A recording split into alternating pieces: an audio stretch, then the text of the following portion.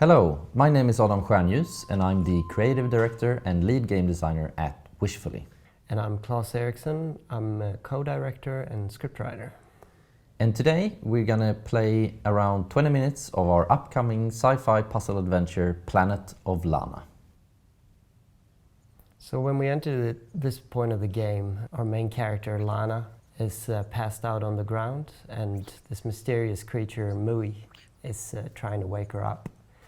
The game starts with Lana's homeworld of Novo, this beautiful planet that you can all see, being invaded by this mysterious army of robots.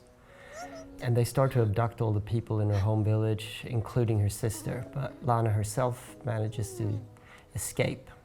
And then before long she comes across this little creature Mui. And this scene takes place when they've just narrowly escaped an attack from one of these robots and depicts them sort of bonding for the journey ahead. Chai mui, ona, la, na. Now you'll hear the dialogue is actually a language that we've written ourselves, that these people of this strange planet Novo use to communicate with each other. At first we didn't actually want to have any spoken dialogue at all. We wanted to basically just communicate the characters' feelings and emotions using body language and animation, but we sort of felt a little bit stifled by that as the story grew and developed, and we really felt like we wanted that extra layer of emotion that sort of tone of voice would bring. So there won't be any subtitles. You won't really understand the language beyond like just inferring meaning from the tone of voice, but we found that it's a very effective way to sort of build on this alien world of Novo. Yeah, it really adds another layer to the storytelling, I think, and it's also very important gameplay-wise for the relationship between Lana and Mui. And in the game you are playing as Lana, this 11-year-old girl, and then you have your sidekick Mui, and you can think of her kind of like a dog, and so you can give her commands. You can tell her to stop or to follow you, and you can also give her other commands. And so Lana and Mui is always communicating throughout the game, and that's also why it's so important that Lana got a voice of her own and the Mui answers her, and that communication between the characters. Hima.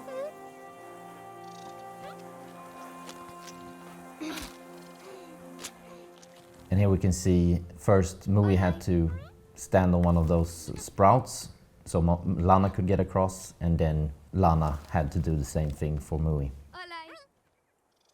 And gameplay and puzzles are really built around what Lana can do and what Mui can do and what they can do together and separately. And it's very, very useful having Mui around. She can fit into small spaces, and she can also jump higher than you, and she can bite off cables and that kind of stuff. And she also has some special ability that you might have seen in our gameplay trailer, where she can hypnotize other animals with white glowing eyes on this planet of Novo, which also opens up a whole bunch of other gameplay possibilities. That's a lot of fun, and we focused a lot on making a fun, varied game, and to make this world enjoyable just to explore and to come across these weird creatures, and yeah.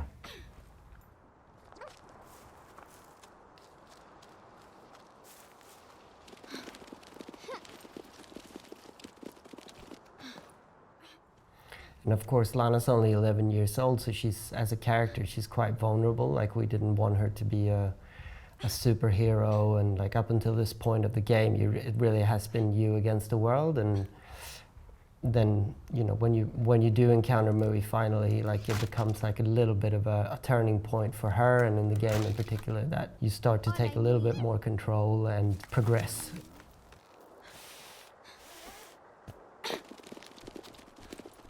Yeah, and another thing I just want to touch on is the nature in our game, which we've spent a lot of time on making it feel right. So the planet of Novo, where this game is set, is quite similar to Earth when it comes to the nature, and of course the creatures are very alien and in that sense, but we really wanted to capture that feeling of being out in nature and feeling the wind blowing through the trees and the grass. We spent a lot of time on that, and we think we've done a good job and to really, push the details in the world, both like wind, but also little animals and critters, so you feel that you're really in the world.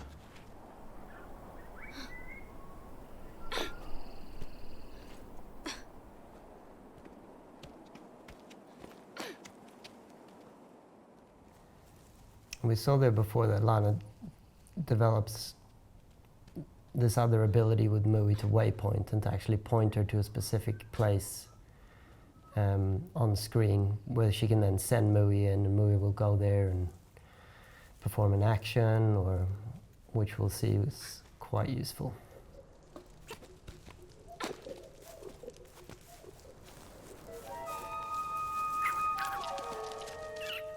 And here's another example of, just little fun details. This little stone crab creature here, that's a bit of a foreshadowing of what's to come.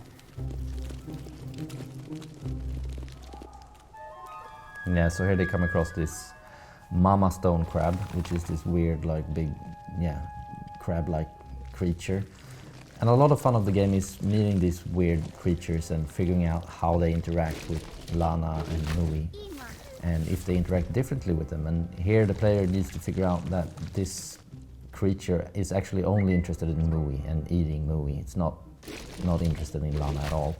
So what the player can do here then is to tell Mui to stop in that little safe spot, and Mui is then effectively used as bait, luring that stone crab to the right side of that area. And Lana can then go around and use the creature as a platform to progress. And it's been a lot of fun during playtesting to see the reaction to people, like even at this stage in this snippet, people have already sort of grown an attachment to Mui and feel a bit bad about using her as bait. So that's very interesting to see that you can really connect with this little creature fairly quickly. Yeah, and that's exactly what we want. And here you can also see an example of what I was talking about before, that Mui can bite off ropes and cables, which is very useful.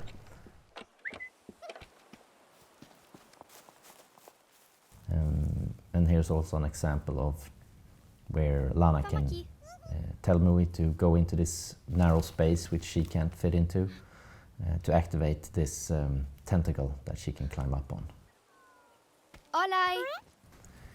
And I could also just say briefly that this part of the game that we're showcasing here today is quite early in the game, and it's the first part, as you see now, where you're actually playing together with Mui.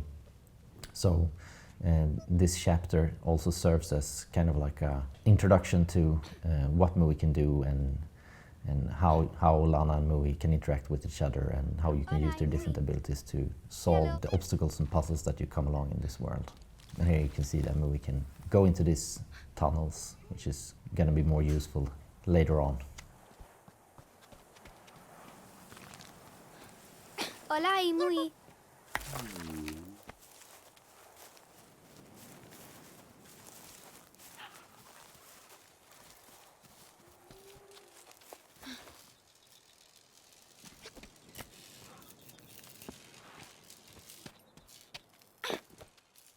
And now Lana comes across a slightly different structure aesthetically to what we've seen before.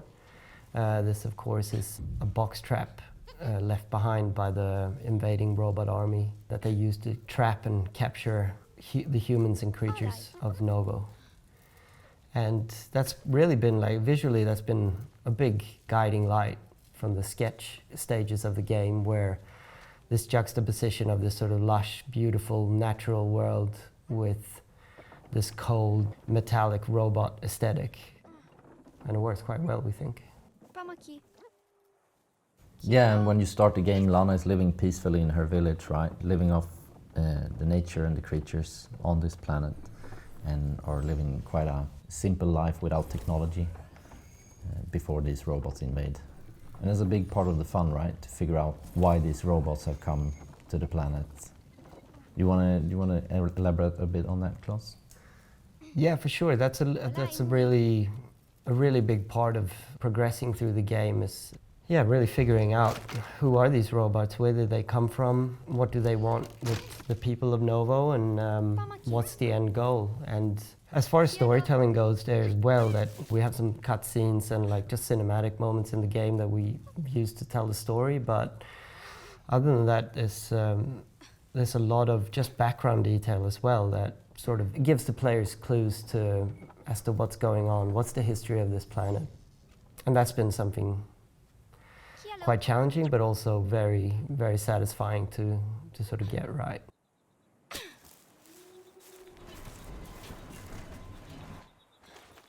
Hola, Imui.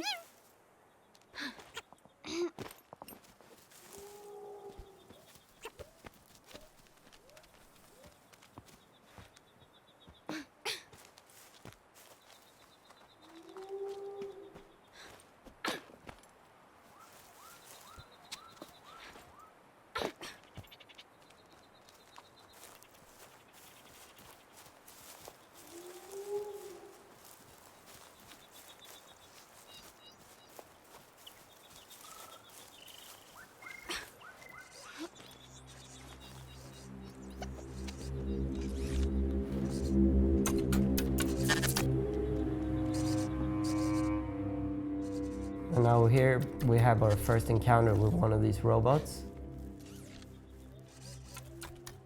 And of course, the ominous tones created by our very talented composer, Takeshi Furukawa.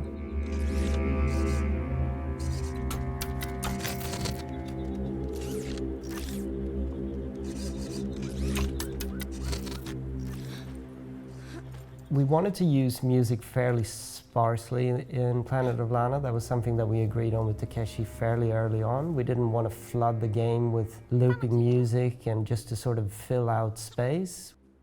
When the music does appear, we wanted it to really sort of communicate something and feel like a real cinematic treat for the player.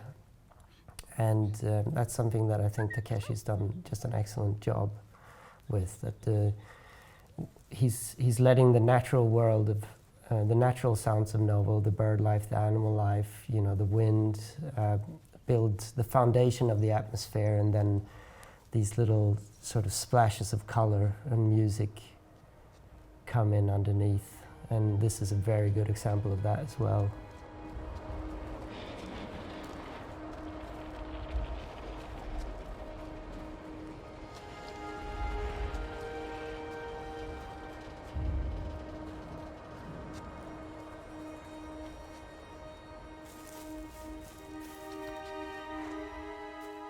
Yeah, and another thing I just wanted to touch base on is we often get the question like, can you play this game cooperatively? Can you hand over a second controller to your friend so they can play as Mui?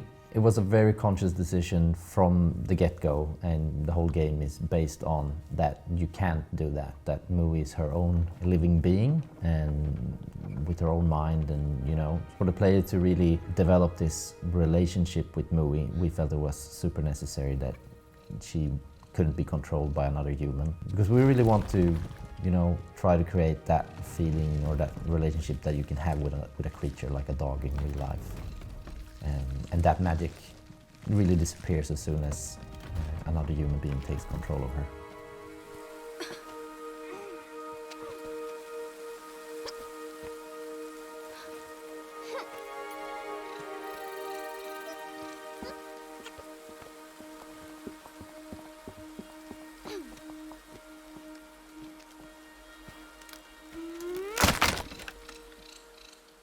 So gameplay-wise, a lot of the puzzles are a logical part of the world, and it's often environmental puzzles like these that you've seen in this part of the game that we're showcasing here.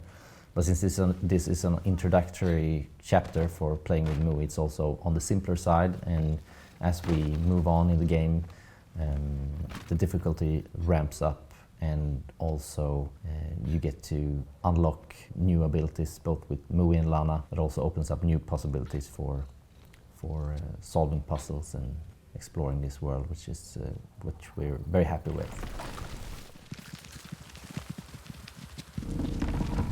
Ima.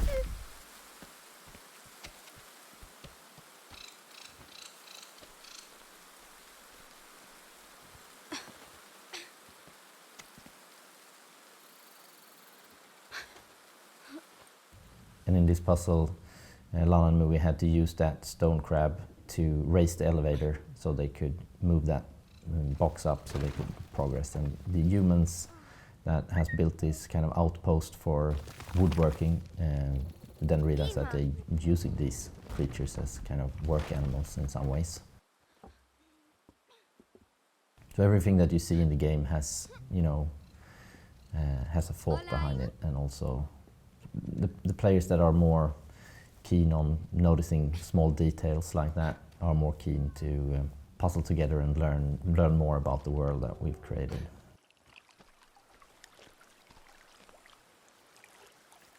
Pamaki-mui.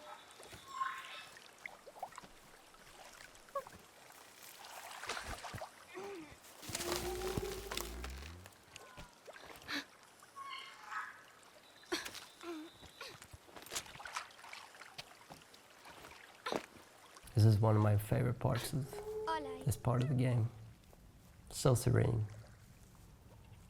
And while we've really focused on, you know, having a good frequency of puzzles and you know, keeping the player engaged, I really do like these little moments as well, where you can just sort of take in the nature and really like immerse yourself in the world. And now we're coming up to our second scout robot friend here. And as we'll see here, plays this mysterious melody into the ether, which we're not quite sure why. This is also a part of the story.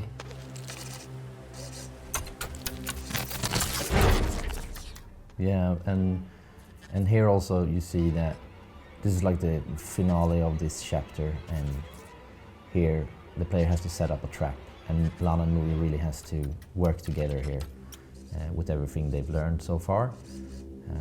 So what we can see here is this like big lump of wooden trunks that's set up with that rope, so the player then needs to figure out that Mui can bite off that rope at the exact right moment, and Lana can use herself as bait instead this time, and that's how they defeat that robot. And it's really it's a turning point in the game where Lana kind of realizes and Mui that they might be able to do this, that they might be able to make a difference, and might be able to find her sister and the people of the village. And of course, a lot of work went into, you know, making the scout robot a very intimidating and, you know, scary creature to encounter. It's something that we really wanted the players to dread those encounters.